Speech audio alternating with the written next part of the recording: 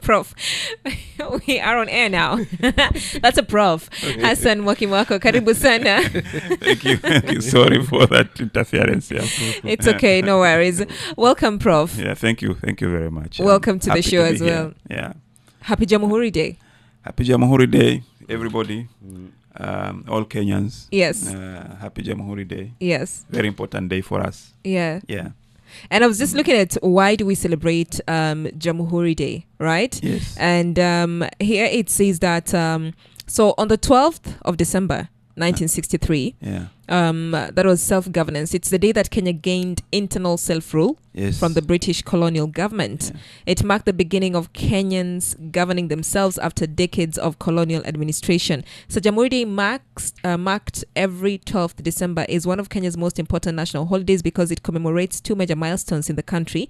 The first one, self-governance. That was on the 12th of December 1963. And then the second one, when we became a republic, when Kenya became a republic, that's on 12th December 1964. Exactly 1 year later, Kenya formally became a republic with Mzee Jomo Kenyatta sworn in as the first president. So this meant that now Kenya was now a fully independent nation with complete control of the political structure. Exactly. When you look at how we used to celebrate Jamhuri Day, does it still hold the same weight? Unfortunately not. Particularly because the significance of this day of independence doesn't seem to linger in the minds of many, particularly younger Kenyans. Yeah. I think people of my age have nostalgia of how we used to celebrate Jamhuri Days before. You know, it was a day of fun. It was a day that it was in the mind of almost every Kenyan at that time. Yeah. But now, particularly young people, they don't seem to recognize the significance of this day. Yes. But I think it's a day that we have to put in a lot of emphasis to teach our young Kenyans of what this day means to us as a nation, and that and its importance, and why we must celebrate it. We must acknowledge that we gained our independence, and because the independence was through a struggle. You know, so it's important that Kenyans get to know the significance of this day. Can we talk about that then? What does this day mean, especially to Kenyans who are listening? And you say that the people who might not understand how important this day is. Yeah, you know, this day means a lot to a free Kenya. Okay. You know, a Kenya that is able to make its own decisions. Where there is no interference from anybody else.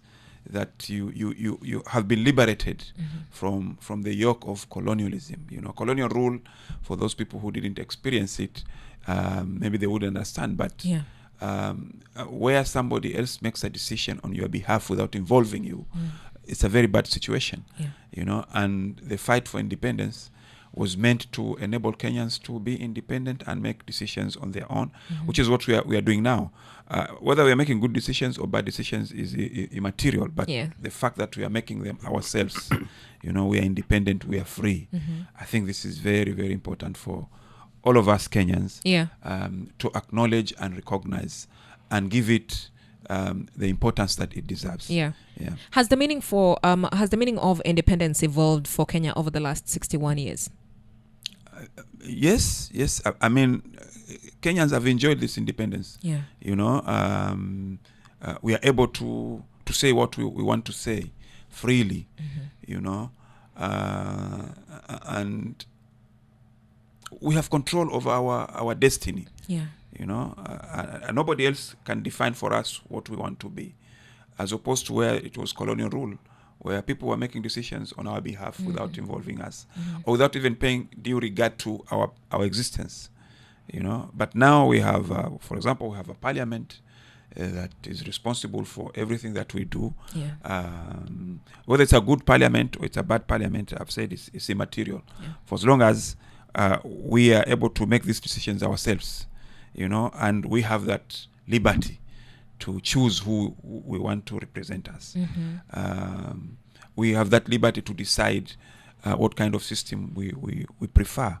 we have that kind of liberty to say this is going to be our leader. Yeah. You know, I think that's very important, as opposed to where you had people from very far away, yes, you know, dominating you, exercising authority over you, deciding on your behalf, as though you are unable to do that by yourself.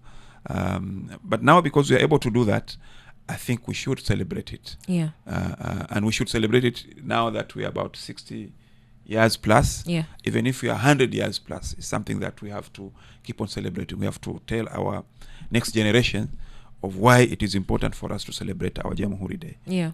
Do you think Kenya has lived up to the vision of the founding fathers and freedom fighters? Let me explain to you what this vision is. Yeah. We used to say, the late President Jomo Kenyatta, yes, used to say, why did we fight for independence? We are fighting for independence to address illiteracy, you know, to address magonjwa, yes, now and poverty na umaskini. You know, kutojua kusoma, magonjwa na umaskini. Yeah. Now, we have made some strides in this. We are not yet there, but I think from the time of gaining independence up to now, we have made some strides in this. If you look at the number of hospitals, for example, that were there during independence, now we have many more hospitals. If you look at the number of children that have gone to school, now we have many more that have gone to school. If we look at health, you know, poverty. And if you look at the rate of poverty, still there are many more people who are poor, but we are in the process, I think, to meet certain degree, to reduce a certain degrees of poverty. So we are not where we were when we gained independence, but we have not gone back. You know, we might not have reached where we want to reach. It's always a process, it's always a journey, but we have made some steps forward in many of these aspects, many of these things that we said we wanted to. We are fighting independence for. So we have made some progress. Okay. And where do you think we have fallen short? We have fallen short in many things. You know, we have fallen short in terms of our planning.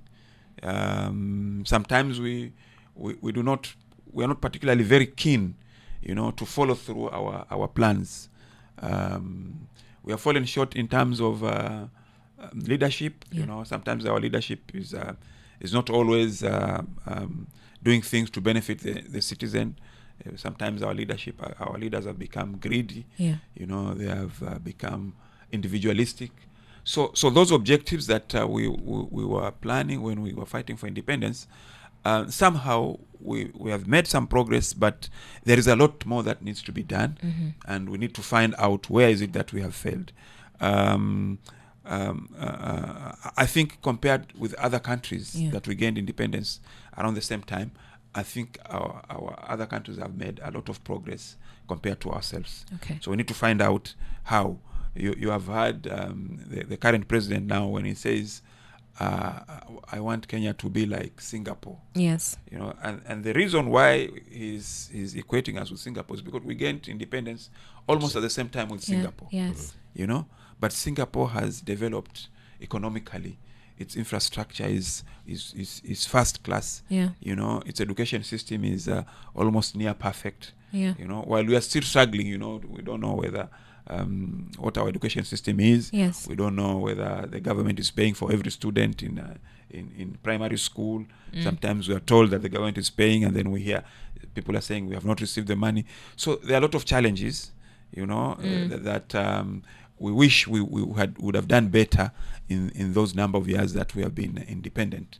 But again, we need to put in more effort to say that there is a journey that we are going through. There is where we want to go. We are not yet there, but we must make the effort to get there. Okay. When you mention other countries that gained independence during that period, because for us it was in 1963. I'm looking at Nigeria. It was in 1st of October. That was 1960. Cameroon. That was also 1st of January 1960. There is Togo. That was 27th April 1960 as well. Senegal 1960 as well. April. Mali also 1960. Madagascar 1960. And then DRC 1960. It continues. Uganda 1962. and there's Malawi and Zambia. It's not giving me like a full list, but Tanzania, but you can see 1961. Yeah, you can see we are doing much better compared to some of these countries that you have mentioned. We are very far if we compare with some of these African countries that we have mentioned, which tells us that we are not really badly off, but we could have done much better. Yeah, we could be in a way. We could be very far. Yeah. You know, but we have to know where did we go wrong, you know, and then how do we address those challenges going forward. Yeah. But our objective must be to ensure that every Kenyan has clean water. As we speak now, you know, there are Kenyans who still do not have clean water. That's true. You know, and those that are able to access clean water, it doesn't come 24 hours every day. You know, sometimes you don't find clean water in your taps. The taps run dry for a whole week, and nobody seems to be able to ask why. Yeah. You know, we want to ensure that every Kenyan is able to go to the hospital and they get the treatment that they deserve. Yeah. It has become very expensive for some families now to get medical care. You know, we want to make sure that we have created enough jobs for everyone. The rate of unemployment in Kenya is quite high. Yeah. You know, we must make sure that people live in decent housing. We are still struggling, you know, with affordable housing. Some people say it is wrong. Some people say it is right. You know, so we have challenges, you know, and we need to ensure that we need to build more roads. You know, some people say that other regions have more roads, others do not have. So there are challenges that we have gone through, and we need to find ways in which we'll ensure that there is equitable distribution of resources in every part of the country. We brought in devolution, which was meant to address some of these challenges of an equitable development. Yeah. But you know, devolution as a process has challenges, you know, because now local governments are getting more resources, and we do not see tangible development as we would have expected. So there are challenges out of these 60 years plus of independence that we must constantly address and constantly say we need to change here, we need to change there, so that when we get to 100 years, then we can look back and say, okay, at least now we have reached somewhere that we are now enjoying the fruits of independence. Okay. You know. Professor, umetaja Singapore, ambao pia rais yeye alipigia mfano. Alitaja mataifa matatu nafikiri. Malaysia, Singapore na Japan kwenye ile hotuba yake, lakini tukae hapo kwa Singapore. Ambapo umetaja swala la kiuchumi. Hawezi kulinganisha Kenya na mataifa ambayo tumepakana nayo. Hiyo ni kweli, si kitu cha kupigia kelele. Lakini kuna hichi kitu mnaita ukoloni mamboleo. Kama wenyewe wanasema ni neo colonialism. Kwamba tulikuwa tumeanza kujitawala wenyewe ili tujiendeshe wenyewe. Lakini bado kuna nguvu kubwa ambao kwamba wao wametufunga kamba ambazo hatuzioni, lakini wao ndio ambao kwamba wanatuendesha kiuchumi, kwa sababu bado wanatukopesha na riba zao ziko juu. Hili unalizungumziaje? Wajua ukoloni mambo leo ni wa kujitakia sisi wenyewe. Kwa sababu ikiwa unashindwa kuendeleza sera yako ya kiuchumi, basi unawakaribisha watu wengine ambao watakuwa wanahisi kama ambaye wanakuendeleza wewe, lakini hawakuendelezi. Kwa mfano sisi tumekuwa katika matatizo ya kiuchumi, maana yake sera yetu ya kiuchumi imekuwa ikienda saa nyingine inalegea. Tukusanyi ushuru wa kutosha. Tukipata pesa, pengine tumepata msaada, hautumiki msaada kwa yale malengo ambayo yalikuwa yanatarajiwa. Hatubuni sera za kiuchumi ambazo zinamsaidia mwananchi wa kawaida. Ushaona? Alafu sasa tukaingiliwa na ufisadi. Umeona? Kwa sababu tatizo kubwa katika kuharibika uchumi ni kuingiliwa na ufisadi. Wakati yale zile sera za kiuchumi unazozipanga alafu unazitibua kwa kutumia ufisadi. Kwa mfano, tunapata pesa tukaambiwa hizi pesa naweza kujengea barabara. Ndio. Kitita cha kiwango fulani. Lakini kitita kile hakitumiki kujenga barabara ile iliyotakikana, inatumika manake barabara inajengwa kwa manake barabara ambayo haistahili kwa pesa zile zilizotaki. Barabara inataka na miaka 15 tunajenga barabara miaka 5. Miaka 5. Ushaona, barabara tunasema ipite magari ya uzito fulani. Sisi tunazidisha uzito na hatujali. So tunaharibu wenyewe mipango yetu ya kiuchumi. Alafu sasa ili swala la ufisadi. Ushaona, kwa sababu ufisadi ndio unaoleta kuharibika kwa nchi, hasa uchumi wa nchi. Kwa sababu unapoingiza ufisadi tu, basi yale malengo uliyoyapanga ambayo huwa mara nyingi ni malengo mazuri. Katika mipango sisi wa Kenya ni wazuri sana katika kupanga. Katika kupanga, lakini kutekeleza sasa, na kile kinachoharibu kutekeleza ni kuingiza ubinafsi, uchoyo na kutokuwa na uzalendo. Ushaona? Maana ukosefu wa uzalendo na kutokuwa na uzalendo. Kwa sababu unajua jambo ambalo linapaswa kumfaidi Mkenya, kila Mkenya, wewe unalifanya ili kufaidi wewe peke yako. Ushaona? Kwa sababu unataka wewe peke yako ndio upate, Wakenya wengine wasipate. Na kuna mifano mingi sana ambapo Wakenya wanaweza kuonesha ya kuwa huyu ofisa fulani wa serikali, huyu kiongozi fulani hapa amefanya ubinafsi na amefanya manake mipango ikaharibika. Sasa pale unapoingiza masuala haya ya ubinafsi na corruption, pale ndipo unapoleta manake watu kutoka nje waanze kuingilia mipango yako. Na hapo ndipo unapoleta kwa mfano mzuri tu, nchi zetu za Afrika, Kenya ikiwa moja wapo, kuna rasilimali nyingi sana. Rasilimali nyingi ambayo inaweza kuleta utajiri mkubwa kwa taifa hili. Lakini unafikiria rasilimali hizi zinamsaidia nani? Kwa malengo gani? Rasilimali hizi zinasaidia mataifa mengine kwa sababu viongozi wetu wamekubali ya kuwa wao wapate na wale mataifa mengine wapate, lakini sisi Wakenya wengine tusipate. So hili ni swala ambalo lazima tuliangazie ya kuwa rasilimali zetu sisi zinasaidia sisi wa Kenya ama zinasaidia mataifa mengine. Mara nyingi mimi nimetoa mfano wa rahisi kabisa.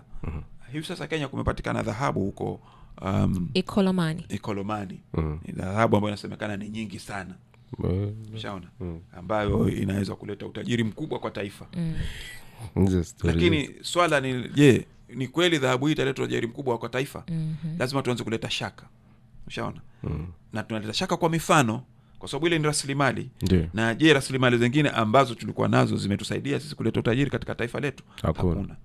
Mfano mzuri hapa Pwani, kwa mfano katika kaunti ya Kwale, kulikuwa na manake mineral ile inaitwa kulikuwa na kampuni inaitwa Base Titanium. Walichimba manake mineral zircon lakini walichimba wakapeleka nchi za nje. Wao kama kampuni wakapeleka nchi za nje.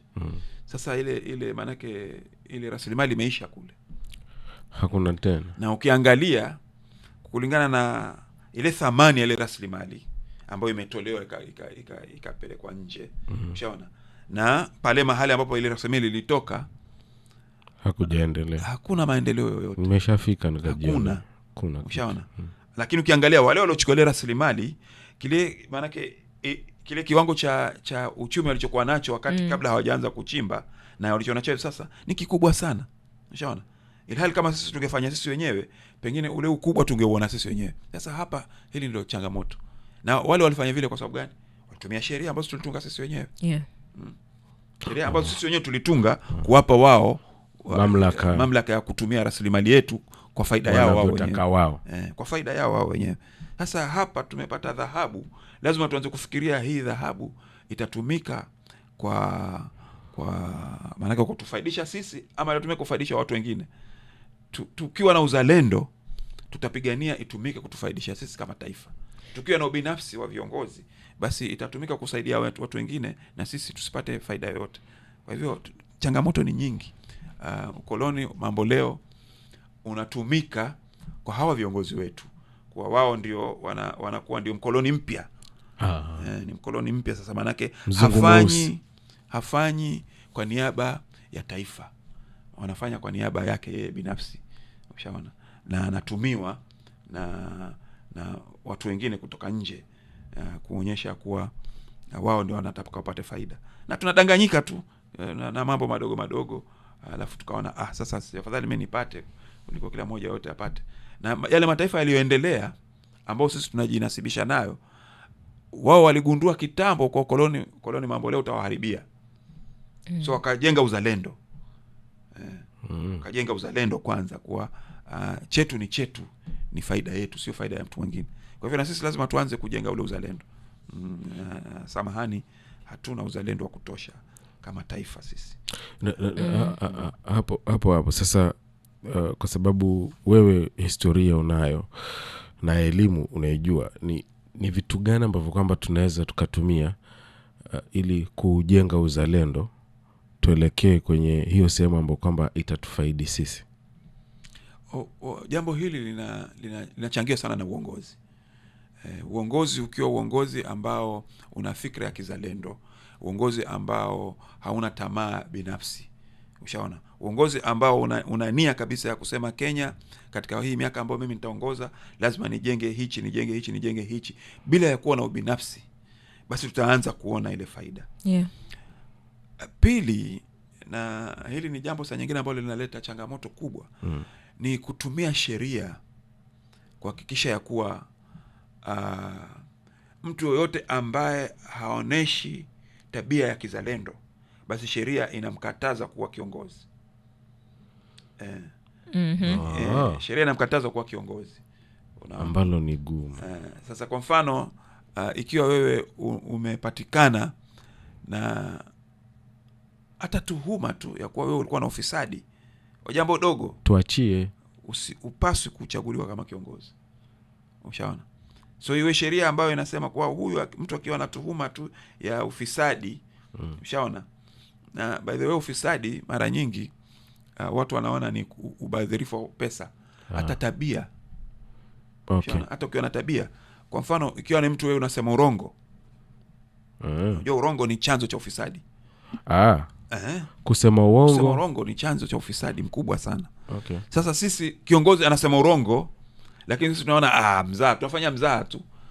Ushaona? Lakini kule kusema urongo kwa kila siku inakuwa ni mazoea.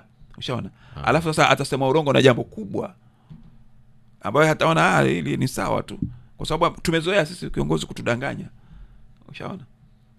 So mara nyingi tunaposema tupigane na ufisadi, tunafikiria ufisadi ni mtu ambaye atakuwa ameiba pesa, ameharibu pesa. Lakini kitu cha kidogo tu kama kuzungumza urongo. And you see, Prof, when you talk about ubinafsi, we had a guest here who also mentioned the same thing, about the fact that even after independence, when we took cover, right, there was a need to also, with those who took cover, there was a feeling of we need to amass. Now it's mine, right? Yeah. So we ended up doing the same thing that the colonialist was doing. Yeah. Right? And so we're just doing it to no. Yeah, we just basically, sometimes we say that independence, it replaced the colonial white leaders to colonial black leaders. You know, so our leaders of independence, they are accused of not changing the system of leadership. Yes. By building, they spoke about it, nationalism. Yes. We spoke about it very eloquently, but I think their behavior did not reflect their spoken word. Yeah. You know, so they are the ones who started to bring about tribalism. You know, while the tribe then that was in rule was the white tribe, then they came these our African leaders. Yeah. You know, they brought their own form of tribalism by favoring people from their own ethnic communities. Yes. You know, being the most corrupt ones, misusing power. And even with how people are owning huge tracts of land, you know. Exactly. I mean, if you study Kenyan history, yes, and appropriation of land, you'll see the individualistic tendencies of our leaders after independence. Basically, what the white man left, they took. You know, they took arbitrarily. You know, like it was theirs to take.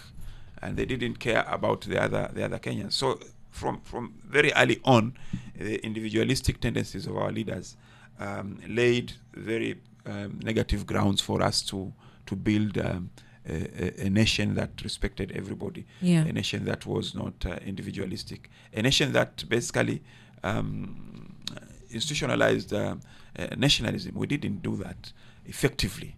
Our leaders became very selfish, and this continues now.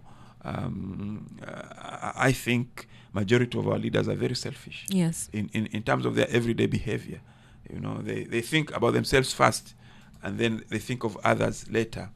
And a very good example that I have observed is after every election. After every election, the first agenda of our parliamentarians is to increase their salaries and allowances. Look at all parliaments. Their first order of business was to review their salaries. What does that tell you? You're thinking about yourself. They are thinking about themselves, not the person you're supposed to serve. And they're the best paid in the world. And people don't seem to realize that that's the beginning of a very worse situation for our leaders, because after that, once they have they've been able to do that for themselves, now they don't think about any other person. So they have a responsibility, for example, to look at what other Kenyans are earning, because after every election there will be strikes by doctors, there's strikes by teachers, there'll be strikes by other public servants, lecturers, they'll go on strike, and then you start asking yourself, where is our leadership? Because they are contented, so you can do whatever you want, and then once they have done that, then you realize that there will be complaints about money to pay for school capitation, money to pay for university students, so there is no money. I am yet to see the parliamentarians go on strike, by the way, based on... They go on strike. They went to go on strike. They went for strike concerning NGCDF. One time. Exactly. Walikuja wakagomea hapa Mombasa kwa hotel za kifahari. So they threaten. And they have a way in which they threaten the institution that is responsible to review their salaries. The Salary Review Commission. Yes, they have a way to threaten it, by cutting their budget. Or threatening to cut their budget. And sometimes so these people, they are left with nothing to work on, because the MP say if you do not accept this, then we'll get you on the budget. We'll chop your budget so that 500 you only have what can sustain you to pay salaries, but not to function. So that's the kind of behavior that we are shown by our leaders immediately that we have given them that responsibility to lead. They think about themselves. Okay. I have a question. There's a question here from one of our listeners. He says, some of our leaders argue that we should be grateful for the progress made since independence, often using our neighbors as the SI unit for measuring success. Yet many Kenyans feel we deserve far more, given the work, resilience, and potential we've invested as a nation. From your perspective, how has this culture of comparative gratitude contributed to a complacency that keeps Kenya's political and economic standards lower than they should be? I like that. I think that kind of statement, that we should be grateful, is the core of selfishness. That you Kenyans should be grateful because others are not doing better than you. No. You don't have to compare us with a worse situation, meaning you want us to be worse. No, we look forward to progress, and when we demand progress, it's because we know that we are capable of achieving that progress. So if you are responsible for making us not achieve that progress, we have to say it, and to tell us that you should be grateful is insulting us as a nation, as a people. And someone should not tell us that you should be grateful. No. Kenyans deserve to see that their hard labor is productive, you know, and you know the reason why Kenyans sometimes complain is because they can see that there is a lot of wastage. Yeah. You know, so they think, why should we have this wastage? You know, while actually these resources can be used to improve on our water supply, to provide us with medical care, you know, to build roads, you know, to build better schools. So I think that for anybody to shout back at Kenyans and tell them you should be grateful, I think that person does not deserve even to be a leader. Okay. Because it doesn't seem to understand. I think we have a right as a people to say we have seen our neighbors developing, you know, and we want to surpass them in development because we have resources that can enable us to do that, you know. I think if your neighbor produces 10 grains, like 10 bags of maize, you should work hard to produce 15. That is what development is. Yeah. Don't work hard to produce 10 and say, furthermore, my neighbor is producing 5. Only 5 or 10, so there is no there's no problem. Yeah. No. Development is measured in terms of progress. Yes. You know, and progress can be seen, you know. Okay. And then the next question is, Kenya consistently asserts its sovereignty and freedom from colonial domination, yet many of our policy directions, economic, security, diplomatic, even educational, still seem heavily shaped by the interests and frameworks of former colonial powers. From your scholarly perspective, how genuine is Kenya's post-colonial autonomy? And to what extent do this lingering external influence reveal that independence may have been more a change in administration than a true rupture from colonial control? Very true. Yeah. And quite loaded. Very loaded. To say, yeah. but again, you know, if you look at a majority of our Kenyan intelligentsia, yes, the intellectuals, our intellectuals are like prototypes of the colonial thinking. Because our education system, when we gained independence, we did not change the education system. So it is a continuation of the colonial education system. It is a continuation of the same ideas, the same thinking, you know, the same economic thinking. We train the best of our economists in European universities and in British universities, you know. So they bring in those policies that they have been trained in, and try to implement them in our own economy. So we will not be very far away, you know, from our the thinking of our colonial masters, because that is what our education system is. You know, if we had made an effort to create an indigenous political thinking, you know, maybe we could be different. Maybe we would have struggled, but then we could have been different. But unfortunately, we didn't go that way. You know, we saw in the colonial thinking as our aspirations even after independence. You know, so everything that we do, the policies that we deploy, they are based on the training that we have received. They are based on the education system that we have inculcated, and for us to distance ourselves from that, we have to maybe really begin afresh, you know, begin our new economic thinking, you know. What is it that we think is development for us? You know, what technologies can we use to ensure that we are developed? Do we have our own technologies? You know, if we have, then can we use them? You know, if we don't have, then we'll have to continuously depend on. But other nations have struggled with that, and somehow they have been able to transcend colonial thinking, you know, colonial education systems, and now they are very far, you know. You know, it's not really a good example to compare, but you know, the Chinese, you know, the Chinese were at one time very poor, you know, but they struggled. They struggled, but it's a long civilization, and throughout their civilization, they've been struggling, you know, to ensure that they are self-reliant in knowledge, in everything, technology, everything. And somehow they have succeeded.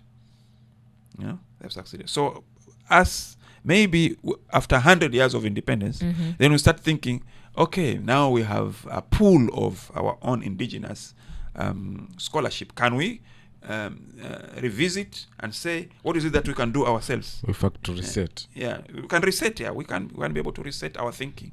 And say, can we now begin to rethink what is it that we want to do, you know, as a nation. Let me give you an example. Where do we get our medicine from? You know, and why is it that we cannot produce our own medicine? But you also know that most of the medicine that we get, we import from outside. It comes from the trees that we grow in our own, or sometimes of the trees. It's our raw materials. You know, within our own natural environment, we have a lot of medicinal plants. You know, so how come we do not produce our own? Yeah. It is because we have a thinking that our traditional methods of producing cures are not safe. So we feel like ours is not better. Yes, we feel that they are not safe, and we'll be told. And that is what that's how we are trained. That is how we are trained, and we'll be told that this is not safe. You know, it has to go through a certain certain system of verification.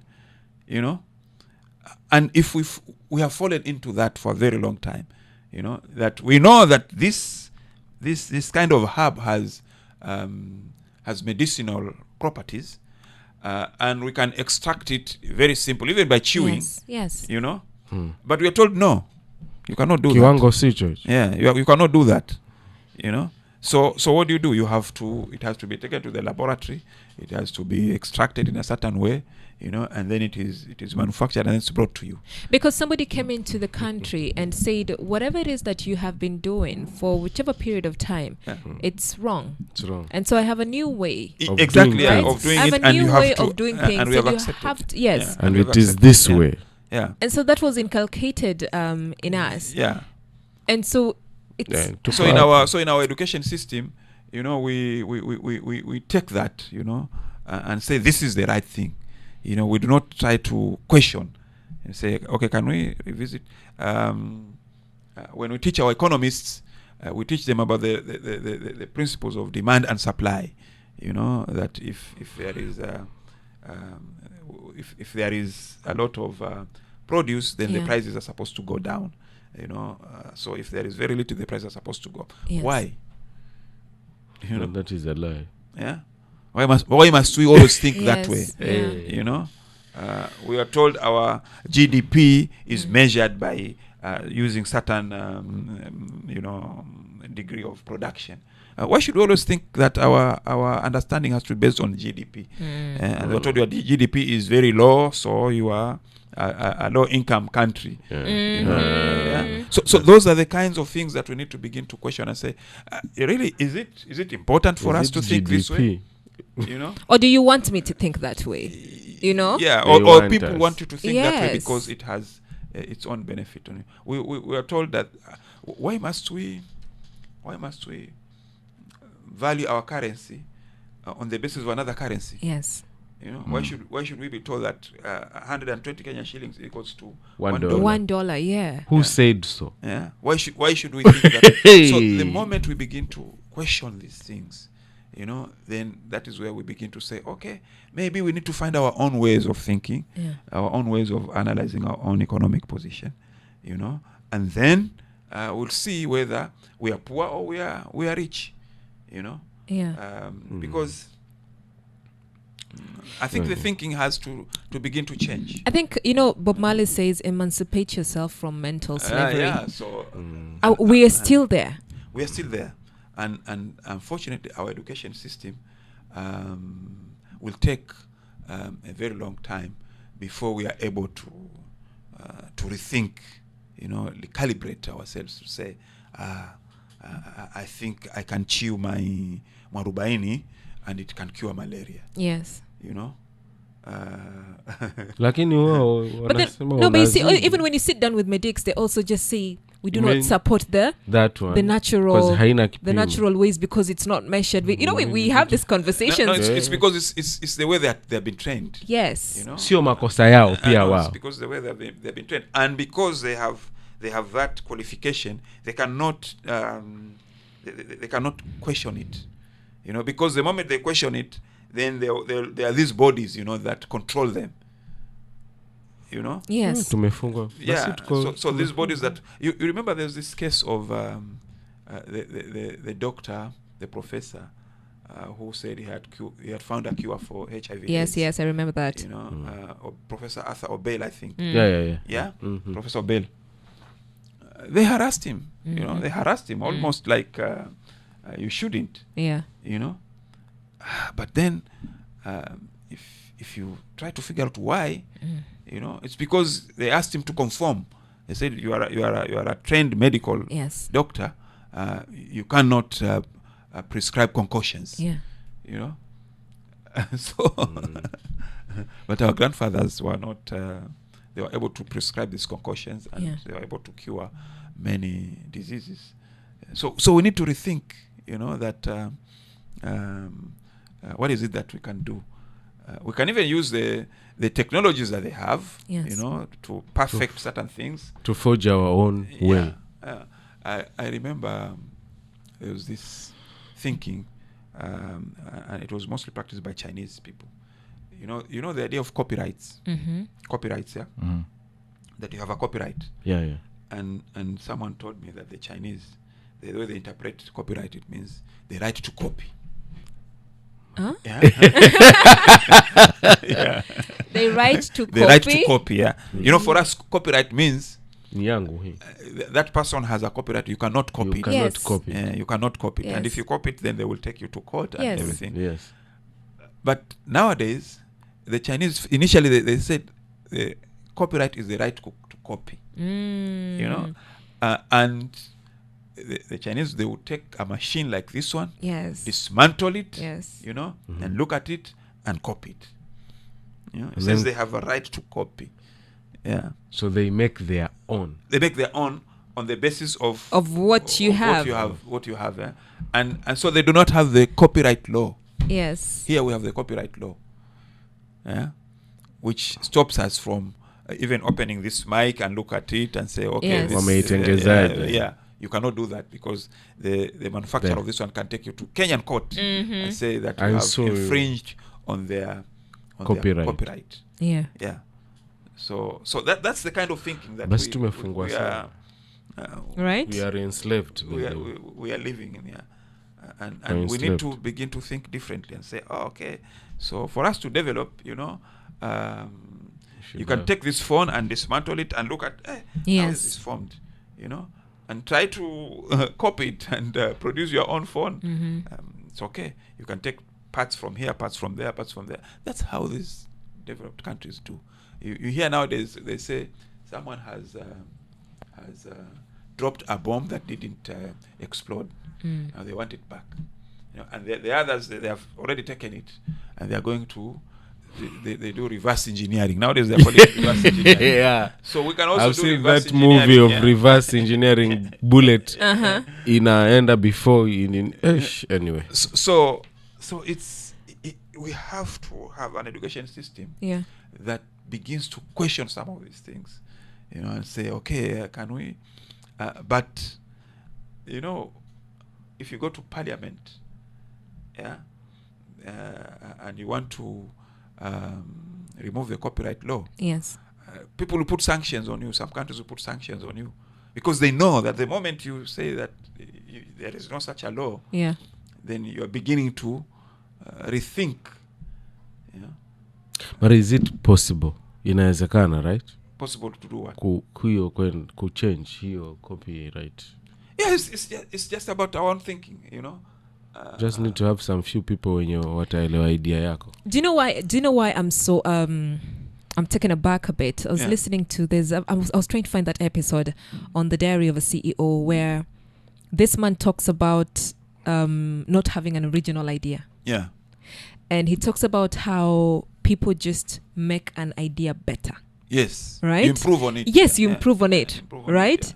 it, It's like when Salim sets up a company, and I go to and I look at what Salim has done with the company, and I say, this is what's lacking, I can do this. And so you just do it. Improve on it, and somebody else will come and improve on it later. Yes. Yeah. And he said it's exactly what a lot of people have been doing, different entrepreneurs. And it's the same thing that you're explaining now with the Chinese.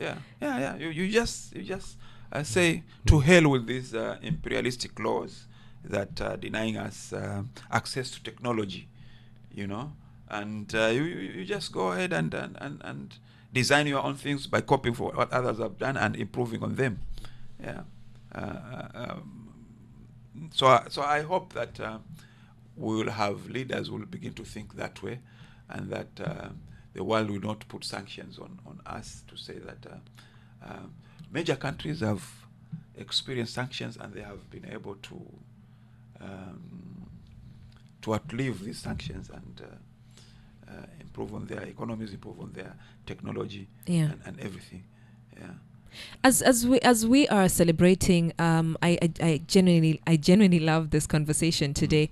As we're celebrating Jamhuri Day, and you've talked about changing how we think, right? What's the one word that you want to leave with a Kenyan who's listening right now? I think for the Kenyans who are listening, I think we have to be proud as Kenyans. We have to love our country, and we have to work hard to ensure that we develop our country. That the state that we are in now will improve tomorrow. Yes. And it is our responsibility to be able to do that. It's not the responsibility of any other person. It is us who needs to put in a lot of effort to ensure that we leave Kenya better than we found it. Okay. Thank you so much, Prof. Thank you for always making time. It's always a pleasure having you. Pleasure is mine. I've been speaking to Professor Hassan Mwakimako, and you know what? Today being Jamhuri Day, as we're celebrating our independence, and also when we became a republic as a nation. Go out there, have a good time, but also remember to exercise your civic duty.